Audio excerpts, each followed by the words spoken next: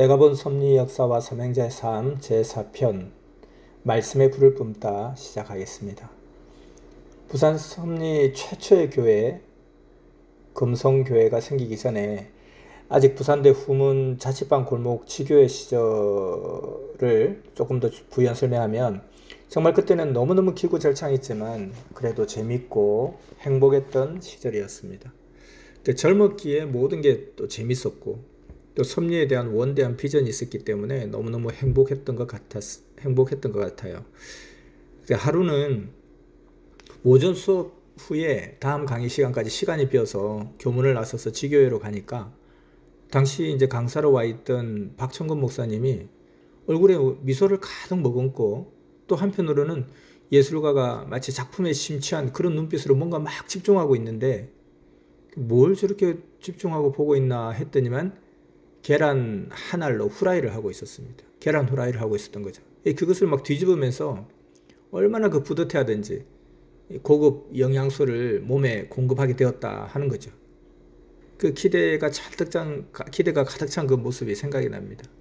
그러면서 이제 그 계란 한 알도 나눠 먹는 그 마음으로 이것도 나눠줄까 하면서 굉장히 만면에 미소를 띠고 이야기하는데 그걸 어떻게 나눠 먹을 수 있겠습니까? 그래서 오랜만에 영양 보충 많이 하시라고 그렇게 했던 기억이 또 나고요. 또 어떤 날은 수업을 마치고 이른 저녁에 내려가니까 그때 이제 그 직장을 이제 학교를 다니지 않았던 청년부 선배가 있었어요. 근데 이분이 이제 굉장히 들뜬 표정으로 좋은 일이 있으니까 빨리 그냥 가방 든 채로 자기 따라오라는 거예요. 그래서 지교에 들어가기도 전에 그 입구에서 그대로 가방을 들고 신나서 이제 앞서 따라가는 그 형을 따라갔죠. 그래서 뭐가 저렇게 좋은 일이 있다고 자기를 따라오라 하나 막 들떠 있는 거예요. 가보니까 아주 허름한 학교 앞 칼국수 집이었습니다. 그곳은 정말 보기에는 너무너무 볼품없는 그런 뭐 반지하 같은 그런 좁은 곳이었는데 학교 그 근처에서도 가격이 아주 싸고 양을 많이 주는 그런 곳이었습니다. 칼국수 한 그릇에 이제 양은 밥그릇 같은 그런 곳에 한 400원 정도 밖에 안 하는데 곱빼기로 하면 500원에 2배 가까이 많은 양을 주었습니다. 근데 이제 이 형이 당당하게 곱빼기를 주문하는 거예요. 나중에 이제 돈을 낼 때 슬쩍 보니까 딱 500원 맞춰온 것이었습니다. 그래서 이제 그 500원을 가지고 와서 신나게 가다가 또 이렇게 동생이 오니까 같이 가자. 그러면서 그 칼국수를 앞에 놓고 아주 오늘 실컷 먹어보자. 그렇게 하는데 정말 너무너무 신이 났던 그 모습이 또 생생합니다. 선생님께서도 어려운 삼성교 시절에 주일 예배가 끝나면 주일 헌금을 다 털어서 라면 한 박스를 사놓고 마치 만석군이 쌀을 곳간에 가득 채워놓은 듯한 그런 뿌듯함으로 함께 라면을 같이 끓여 먹고 이제 이 한 주간은 조금만 아끼면 걱정 안 해도 먹고 살 수는 있겠다 하는 그런 심정이었죠. 그래서 그 주일 헌금을 다 털어가지고 라면 사서 그냥 한 주를 연명하겠다 하는 그런 계획이 서지만 그럼 이제 뭐 전기세, 수도세 이런 건 또 어떻게 해요? 그래서 어느 때는 이 수도 요금이 원래 많이 나오진 않잖아요. 그 수도세를 내기 어려워서 어떻게 하면 이 물을 아낄 수 있을까 고민하다가 이 수도물이 찔끔찔끔 방울방울이 떨어지게 하면 계량기가 돌아가지 않을 것이다 하는 생각에 하루 종일 물을 방울방울 받아서 그렇게 쓰기도 했다고 합니다. 또 이것은 그때 당시 여름 수련회 때 선생님이 직접 말씀해 주셨는데요. 하루는 누가 그 삼성교 시절에 돼지고기 한 근을 고이 싸서 가져왔다고 합니다. 아마도 그 한 대학생이 집에 있는 것 중에서 눈치껏 한 근을 살짝 드러내서 신문지에 딱 싸서 가져왔던 거죠. 선생님 드시라고. 선생님은 그때 오늘 무슨 좋은 일이 있을 것 같더니만 하나님이 이렇게 이 학생을 통해 주셨구나 생각하며 그것을 다 비틀어지고 또 문도 잘 닫히지 않는 그 나무 찬장에다가 그것을 넣어 놓았다고 했습니다. 그래서 이제 이것을 가지고 사랑하는 자가 오면 또 정말 이 제자들과 함께 이것을 맛있게 구워 먹어야지 그렇게 잔뜩 기대하고 아끼고 그걸 넣어 놓았는데 이 찬장이 오래되어서 문이 다 안 잠기니까 그 안 잠긴 틈을 타서 동네 그 고양이가 그걸 물어갔던 것입니다. 그러니까 선생님이 없어진 것을 발견하고 이 삼성교 그 성향원 그 낡은 건물을 막 뒤진 거예요. 그러니까 이제 당시에 그 삼성교 시절에 그 교회로 썼던 성향원이라는 이곳은 일제 식민지 시절에 지은 양농 건물이었던 거예요. 그래서 이미 철거 명령이 내려가지고 그 왜 그 유리창마다 막 유리창이 깨진 곳도 있고 또 깨지지 않은 곳은 빨간 뭐 라카로 뭐 그냥 뭐 철거 뭐 이렇게 막 써놓은 거 있잖아요. 그런 곳이었어요. 철거 명령이 내려서 아무도 그곳에 안 산지 이미 오래된 버려진 건물이었고 누구도 들어가지 못하게 했던 곳이에요. 근데 그 큰 건물 중에 한 방 두 칸 정도가 그래도 좀 손질하면 좀 쓸 수 있겠다 해서 거기에서 그 사용했던 곳이거든요. 그 나머지는 폐허 상태였죠. 그러니까 거기 뭐 길고양이들도 막 여기저기 이방저방 있었을 수도 있고요. 그래서 그 길고양이가 그것을 이제 채간 거예요. 그래서 선생님께서 그걸 딱 확신하고 정말 이미 돼지고기는 저 고양이가 어떻게 다 찢어 발겼을 것이고 회복할 수 없게 되었지만 이 고양이가 괘씸해서 혼이라도 내줘야 되겠다 생각하고 그 고양이를 수색을 했다고 합니다. 근데 그 고양이가 의심되는 고양이를 발견하게 된 거예요. 그리고 마치 선생님을 바라보는 눈빛이 내가 가져갔소 이런 눈빛으로 보더라는 거예요. 미안하이 이런 느낌으로. 그래서 선생님께서 저놈이구나 생각하고 그게 어떤 고기인데 네가 먹을 수 있느냐. 내가 아끼고 아꼈다가 좋은 날에 제자들 오면 같이 나눠 먹으려고 한 건데 내 너를 용서할 수 없다 하고 막 그냥 막 쫓았다는 것입니다. 그러니까 이 고양이가 놀라서 막 도망갔겠죠. 근데 이제 그 주변에 이제 높은 담도 있고 해서 이 고양이도 계속 건물 주위를 도망 다니겠죠. 그래서 선생님이 계속 쫓다가 다시 또 반대로 막 휙 쫓아가니까 고양이가 다시 또 부딪혀서 깜짝 놀래 또 도망가고 계속 쫓았는데 그 선생님이 나중에 이제 그 고양이의 심정통역을 이제 생각해 보니까 세상에 이런 지독한 사람 처음 봤네 하는 그 느낌이 들더라는 거예요. 그래서 계속 쫓으니까 고양이가 나중에 지쳐서 이제 나도 어쩔 수 없다 나 잡아먹어라 하고 포기하고 멈춰있더라는 것입니다. 그래서 그 고양이에게 일장연설을 했다는 거예요. 다시는 너 그러지 말라. 그게 어떤 그건데 네가 감히 그렇게 했냐. 이렇게 했다는 이야기를 85년도 수련회 때 이야기를 하셨어요. 참 그 기구절창한 시절이었죠. 그런데도 그때가 참 행복했다는 생각을 선생님도 저도 또 당시 선생님 모두도 그렇게 생각을 했다는 것입니다. 이제 제가 처음 강의한 일화를 이야기하면 이제 처음 이제 내가 강의를 이제 하겠다 생각하고 제일 첫 강의를 누구에게 무슨 강의를 할까 그렇게 하다가 만만한 엘리야 까마귀밥 엘가를 만만한 중3에게 하게 되었어요. 그래서 그 금성교회 지하실 17평짜리 금성교회 거기는 이제 그 장판으로 이제 바닥을 해놓고 중간에 기둥이 2개가 있었어요.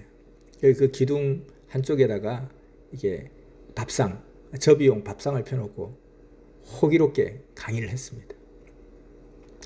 근데 이제 그 내용 중에 엘리야가 기도하니 3년 반 동안 비가 내리지 아니하였다. 이런 내용을 이야기하니까 그 아이가 근데 그 3년 반 동안 비가 안 내렸다는 내용은 어디 있는 거예요? 여기 없는데요? 하는 거예요. 그래서 아니 그게 왜 없어? 있지. 근데 열왕기상 그 본문을 쭉 보니까 없는 거예요. 열왕기상 17장에 그거 없는 거예요. 그래서 자꾸 걔가 도대체 어디 있는데 그게 있다고 그러냐. 근데 나는 강의 들을 때 분명히 있었거든요. 강의 들을 때 분명히 봤거든요. 성경을 찾아봤거든요. 분명히 있었는데 그게 어디 있지? 근데 그럴 리가 없다고 다시 왕상을 같이 읽어보는데 없는 거예요. 식은땀이 나기 시작했습니다. 분명히 어디 있었는데. 그때 당황해하고 있으니까 그 지하실 기둥 뒤에 앉아서 이 성경을 읽고 있던 주명강 목사가 그 야고보서 5장 24절에 있다 이렇게 하는 거예요. 그래서 내가 그래 거기 있다. 그래 내가 있다고 했지만 벌써 그의 눈빛이 불신이 가득한 눈빛으로 내가 너에게 뭘 듣겠냐 하는 표정을 짓고 있는 거예요. 그래서 일단 대충 수습을 하고 아무튼 그게 중요한 것이 아니고 이 말씀의 핵심은 성경은 비유로 되어 있다는 거야. 그리고 엘리야의 심정을 알아야 한다는 거야. 문자 지나가면 안 된다는 거지. 확실히 알겠지? 아무튼 비가 안 온다는 건 내용이 있잖아. 하고 부랴부랴 강의를 마쳤습니다. 그리고 그 아이는 다시는 제게 강의를 듣지 않았습니다. 그러면서 다음부터는 명강 목사 보고 형이 해줘요 하는 거예요. 이 자식이 무슨 내가 뭐 돈 받고 하는 강의도 아닌데 지가 뭐 대단한 무슨 뭐 고객이랍시고 저렇게 하나 했지만 제가 뭐 잘못했으니까 만만하게 생각했는데 첫 강의에서 엄청난 충격을 받게 되었습니다. 이제 근데 거기서 끝나버리면 이제 또 막 케어나기 힘들죠. 근데 두 번째 강의를 하게 되는데 두 번째 강의는 차원이 확 다른 사람이겠습니다. 대학교 4학년 성악을 전공하는 선배에게 강의를 하게 됐어요. 보통 이 성악을 전공한다는 것은 대부분 기성신앙을 하는 사람이거든요. 그것도 대학교 4학년. 난 지금 2학년인데. 근데 이분도 좀 사회생활을 좀 하다가 대학을 가가지고 26살. 나는 21살. 강의를 하게 된 거거든요. 근데 그때 강의 진도가 예정론이었어요. 아, 내가 이 선스탑 엘카 정도는 좀 할 수 있는데 예정론은 만만치 않은데 생각을 한 거예요. 근데 이제 강의 약속은 되어 있고 할 사람이 없어 네가 해야 된다 해서 하기로 했는데 어떻게 하는가 하다가 그래 그러면 내가 우리 목사님이 강의하는 걸 들어보고 내가 강의해야지 생각한 거예요. 그러니까 박성근 목사님이 그 방 시절에서 그 교회 지하교회 시절에 그 시작까지 했고 사실 본격적으로 정식 목회로 오신 분은 당시에 이제 28살 김현숙 목사님이라고 이분은 1993년도에 돌아가셨어요. 근데 처음에 섭리에 오실 때 신학교에 유명한 신학교인 총신대 사당동 총신대 출신으로서 선생님과 함께 선미사 처음으로 목회 안수를 5명 받았다고 했잖아요. 선생님과 함께 그 5명 중에 한 분이었어요. 근데 이분이 이제 84년도 가을께 이제 목회로 내려오셔가지고 그때 이제 계셨기 때문에 예정론 강의를 한다 하길래 제가 그 신입생 옆에 앉아가지고 그 강의를 막 내가 이 강의 그대로 하겠다는 마음으로 열심히 들었어요. 막 노트에다가 필기를 하면서. 그래서 나중에 그 노트 필기한 그걸 보고 그대로 강의를 했죠. 그렇게 강의했더니만 아니 중3짜리 그 남자아이한테 강의하다가 막 그냥 완전히 막 한 대 얻어맞았는데 두 번째 강의는 더 어려운 강의, 예정론 강의를 그것도 기성 출신의 또 대학교 4학년 선배에게 또 나이도 4, 5살 많은 선배에게 강의를 했는데 강의를 너무 잘 들었다 하는 거예요. 그래서 다음 강의도 해달라는 거예요. 그래서 언제 오실 수 있냐니까 이틀 뒤에 온다. 그래서 약속을 했어요. 이제 다음 강의 이제 중급중에 어떤 강의를 해야 되는데 이제 뭘 하나. 그러면 이제 혹시 목사님 저기 오늘 내일 중에 강의하는 거 없어요? 라고 하니까 오늘 저녁에 연결혼 강의를 한다는 거예요. 잘 됐다. 그러면 이제 다음 강의는 연결혼 하면 되겠다. 그렇게 하고 그 연결혼을 또 열심히 들었습니다. 그래서 이제 이틀 뒤에 강의를 했죠. 목사님한테 들은 강의와 또 내 견해와 지식도 막 부연해가지고 했는데 그분이 아주 신령한 강의를 들었다는 거예요. 어떻게 그렇게 성경을 잘 알고 어떻게 그렇게 강의를 잘하냐 그러는 거예요. 그래서 제 첫 강의의 트라우마를 극복하고 계속하면 된다 하는 정신으로 강의를 하게 되었습니다. 한 번은 과 친구 중에 수시로 강의실에서 막 성경을 읽는 친구를 발견하고 전도를 했습니다. 그 학교 앞에 그 지교회로 데려가기 위해서 성경 이야기를 막 나누는데 뭐 성경에 궁금한 거 없냐 하니까 그 친구가 막 성경을 꺼내면서 성경을 막 펼치는데 깜짝 놀랐어요. 정말로 온 성경 곳곳에 노란색, 빨간색, 형형색색의 색연필로 막 줄을 그어 놓았는데 얼마나 성경을 많이 읽었는지 성경이 너덜너덜한 거예요.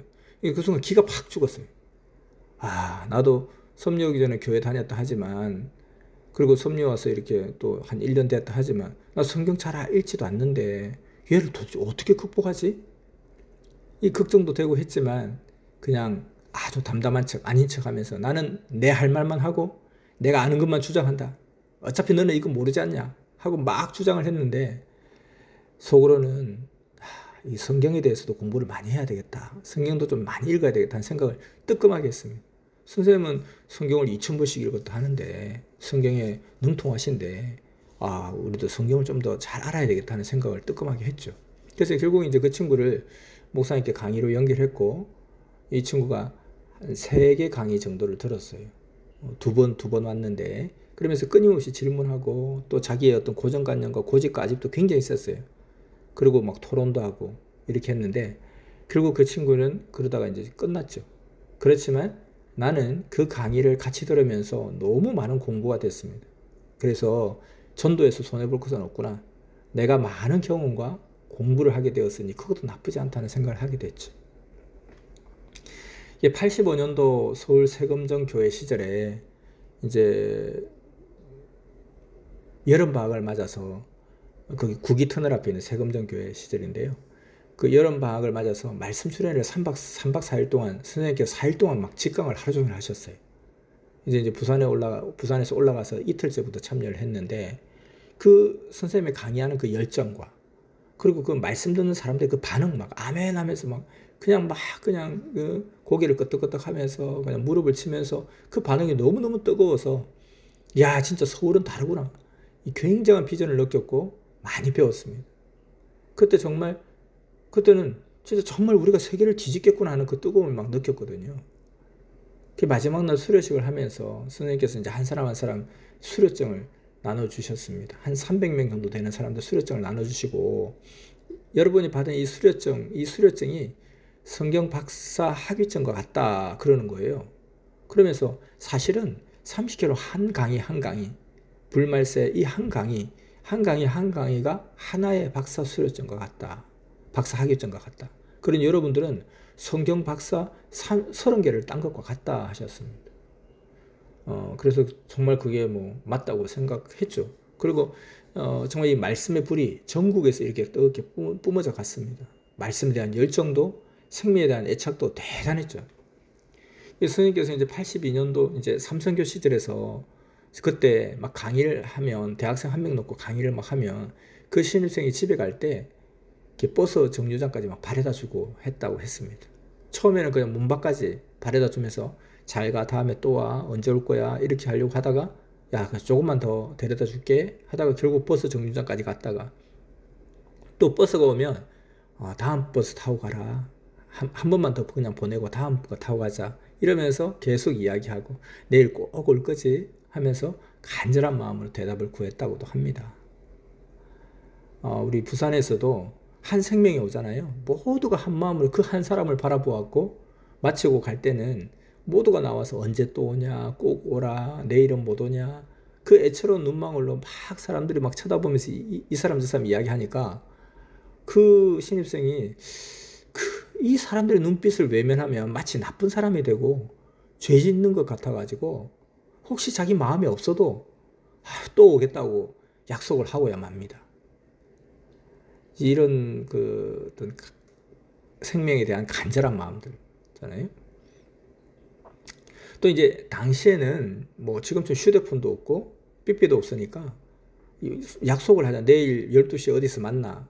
약속하면 그 약속 장소에서 한 사람이 안 오면 상대방이 올 때까지 계속 기다려야 했습니다. 그리고 기다리다 안 오면 그냥 가는 거죠. 얘 못 오는가 보다. 이게 왜 못 오는지, 뭐 오는 건지 안 오는 건지 연락할 방법이 없잖아요. 집에 전화밖에 없어요. 집에 전화 한 대씩밖에 없으니까. 집에 전화해도 이미 나갔을 거고, 학생이 집에 없을 거고, 또 집에 전화가 없는 집도 있었고요. 그러니 그냥 약속하면 주구장창 기다리는 거예요. 기다리다 안 오면 그냥 가고.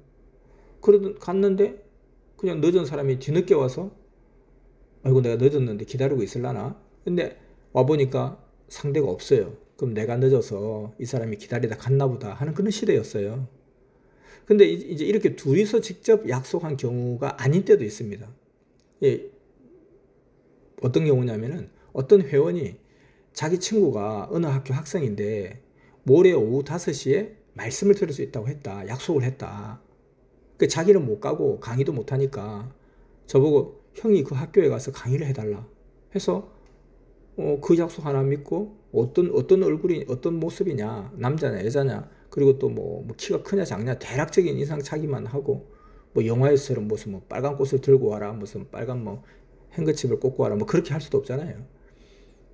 그래서 1시간 넘게 차를 타고 그 낯선 학교에 가는 겁니다. 그래서 그 약속 장소는 무슨 관, 무슨 건물 입구에서 막 서성이는 거예요. 그래서 어떤 사람이 보이면 혹시 말씀 듣기로 한 분입니까? 그러다 보면 저 아닌데요 하면 그냥 아닌가 보다 하다가 또 서로 눈치 보다 저 사람인 것 같은데 말을 걸어볼까 말까 걸어볼까 말까 그 사람도 나를 보고 걸어볼까 말까 걸어볼까 말까 하는 것 같아요. 근데 물었는데 또 아니야. 아무튼 그런 식으로 해서 만나는 거죠. 그래서 이렇게 만나면 반갑다 하고 이제 둘이서 강의할 장소를 찾아야 되잖아요. 그러니까 이제 강의실, 이 강의실, 저 강의실, 빈 강의실을 막 찾아다니다가 그 빈 강의실에서 강의를 하고 오기도 합니다. 물론 그 약속 장소에 상대가 안 나오기도 하고요. 또 오래 기다리다가 안 나와서 엉뚱한 사람에게 계속 당신이 그입니까 하고 묻기도 했고요. 그렇게 말씀이 전파되기도 했습니다. 우리 학과는 2개 반으로 나눠져서 한 학과에 한 180명? 그 정도 됐는데요. 우리 반 중에 한 60명 정도는, 그리고 내가 다녔던 동아리의 동기에 50%는 말씀을 연결했던 것 같아요. 그리고 또 그러니까 막 그냥 가보자 하는 거죠. 너무 좋다. 말씀 좋다. 들어봐라. 분위기 좋다. 오면 너 뭐 완전히 막 그냥 후회 안 할 거다. 뭐 이러면서 무조건 데려가는 거죠. 강의에 불이 붙으면, 말씀 듣다 강의에 불이 붙으면 그런 것도 있었어요. 막 강의에 막 불이 붙고 상대방이 막 잘 듣고 상대방도 막 놀라워하고 막 충격을 받고 막 신이 나잖아요. 그래서 강의에 불이 붙고 듣는 신일성도 은혜가 넘치면 그냥 오늘 아예 그냥 철회하면서 강의 들으면 어때? 그러면은 상대방이 지금 상태가 좋을 때는 좋다 이렇게 하는 거예요. 오늘 철회하면은 막 강의 7개, 8개 할 수 있는데, 그러면 그렇게 약속이 되면 라면을 끓여 먹어가면서 밤샘 강의도 자주 했던 것 같아요. 그러면 만 하루 만에 한 7개, 8개 강의를 할 수 있거든요. 또 어떨 때는 막 강의하다가 강의하는 내가 졸면서 강의하는 거예요. 때로는 상대방이 졸고 때로는 내가 졸고, 어떨 때는 또 막 입이 너무 아픈 거예요. 하도 말을 많이 해가지고. 그러면 이제 입이라고 하는데 정확하게 볼 부분이 마비가 되어서 입을 벌리기 어려울 때도 막 있었죠. 또 어떨 때는 뭐 강의하다가 배가 너무 고파서 이 강의 끝나면 사르밧 과부처럼 누가 먹을 것을 사주는 기적이 일어날까 하는 기도도 하면서 속으로 사르밧 과부의 기적이 내게 돼 있게 하소서 하며 소리 없이 기도하기도 했죠. 그래도 이제 진리를 전한다는 것이 얼마나 행복했는지 몰랐습니다. 그 기구절창한 환경이었지만 그렇게 자랑스럽게 할 수 있었던 것은 너 말씀 들으면 너 깜짝 놀랄 거야 하는 그 자신감, 그리고 너가 와서 우리 사람들의 순수함과 분위기를 보면 이곳이 천국이구나 하는 것을 너는 확실히 느낄 거야 하는 그 자신감이 있었거든요. 그래서 무조건 와보라, 들어보라, 네가 누구든 한번 와보라 하는 그 자신감이 있었던 거죠. 지금 우리도 정말 그런 분위기, 그런 문화를 만들어야 폭발적인 부흥을 일으킬 수 있음을 인식하고 같이 노력했으면 좋겠습니다. 자, 오늘 여기까지 내가 본 섭리 역사와 사명자의 삶 제4편 말씀의 불을 뿜다 마치고 다음 5편에서 다시 만나겠습니다. 감사합니다.